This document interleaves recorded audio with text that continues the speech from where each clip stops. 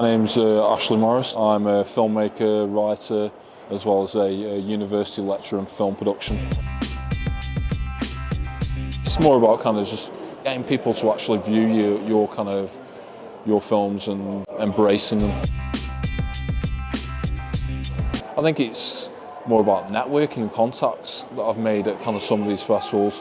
Like I got Margie's Garden screened at No Gloss, and I kind of met some amazing kind of other directors there and kind of like other filmmakers, and yeah, like it's just the contacts you make, really, isn't it? And kind of and the people that you meet at these festivals.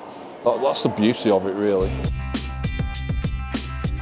The work of Ken Loach and kind of Mike Lee and Andrew Arnold and Lynn Ramsey and Claude Bernard, and there's some amazing filmmakers, but it's not just down to other directors, it's also down to kind of like documentary photographers or kind of even writers.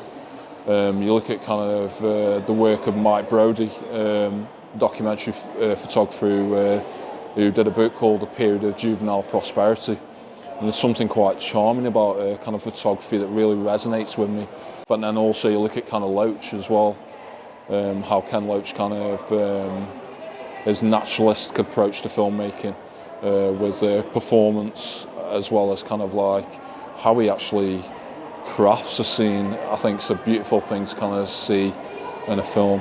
I'm just completely marvelled by kind of British cinema as a whole, to be honest with you. But yeah, I do have other kind of things that kind of resonate with me as an individual, whether it be Charles Bukowski, the writer, or kind of photographers. Yeah, I think it's my most recent one, Far Side, and I feel as though it's kind of come to the point where I've really learnt my craft now, and kind of working with some like amazing kind of actors, as well as like kind of the cinematographer on the film was exceptional, Ollie Walker, as well as some of the producers attached to it, Saul Saranglim to kind of Mike Knowles. Just being able to kind of work with these level of talented individuals, and all of us kind of collaborating together as a collective. I think, yeah, it's just amazing. I just love it, yeah. Originally I did a short film called Starcross, and I had a full cast of non-professional actors. And again, it was giving people from disadvantaged backgrounds and communities, similar to my own, the opportunity to express themselves on a creative platform. And it was written by an award-winning novelist called Nicola Monaghan, who's an exceptionally talented writer.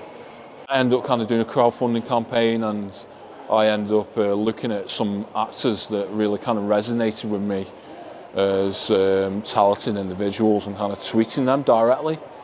So it's purely on social media and sending someone like Brendan a tweet and him coming on board, and yeah, it's given me the opportunity to kind of, his fan base really kind of really embrace some of my work, and yeah, it's been amazing, to be honest with you. Yeah, I think it's quite terrifying. I actually do feel really bad for making the film now, because kind of seeing it in its full form, it is quite gut-wrenching.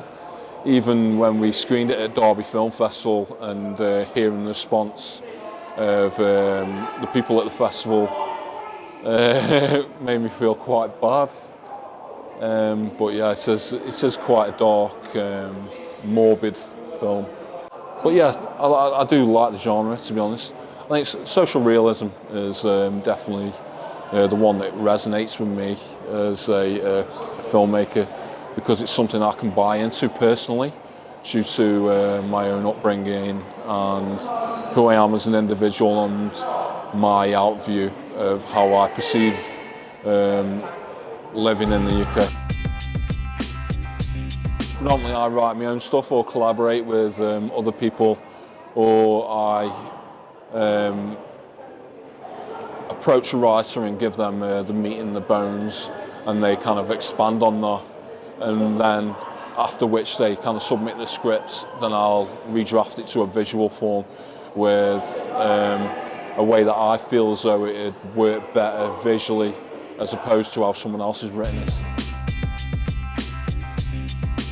Oh yeah, I'd embrace it and welcome it with open arms.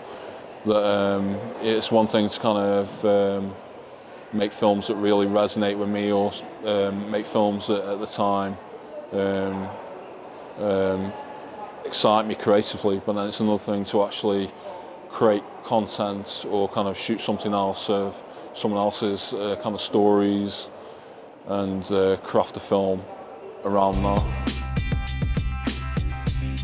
I think the project that I've got that I'm currently in development with at the moment is a graphic book novel published by Dark Horse Comics by Brian Talbot. It's called The Tale of the One Bad Rat, and it's centered around a teenage girl that's a victim of sexual abuse. It's something that I've been kind of dwelling on for a number of years after stumbling over the graphic book novel in a local library back in my hometown of Stoke-on-Trent. And since then it's something that's kind of really been on my mind to kind of make. I think that's down to me and my perseverance and ultimate interest in something that I feel as though needs to be made due to how much of a powerful story it is.